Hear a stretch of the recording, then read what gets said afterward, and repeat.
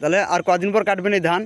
এই ধান এই 10 থেকে 12 দিন, অতিরিক্ত 15 দিন বাদে ধান কাটবো। ধান কাটে হেরি আবার এই ধান লাগাবো। ও আবার এই যে বিচনটা চাটছেন এই লাগাবেন? হ্যাঁ, এটাই লাগাবো। এই বিচন আপনার হচ্ছে কি ধান এখন এই ইরি লাগাবেন যেটা, এটা কি ধানের বিচন দিলেন? এই ধান দিতে হলো মিনিকেট ধান আর 29 ধান আর হলো হিরে। হ্যাঁ, আচ্ছা এই বুঝলাম। 3 পদের ধান আমি দিছি। জি, আচ্ছা যে ধানটা যে লাগাইছেন এই ধানটা দিয়ে কি, এই ধানটা আমি তো জানি এই ধান দিয়ে শুধু বিরনি খাওয়া যায়, ধানটার নামটা নাম বলবেন? হইলে 34 ধান, এটা খালি ওই বিরনের ধানই হয়। এর ফলন কেমন হয় বিঘা প্রতি? ফলন এই 10 থেকে 12 মন, আবার কোনো ক্ষেত্রে 8 মনও হয়। বিঘাতে 10 থেকে 12 মন? হ্যাঁ, 8 আচ্ছা মনও হয়। ওটা ওই ক্ষেতের গতিকে হয়।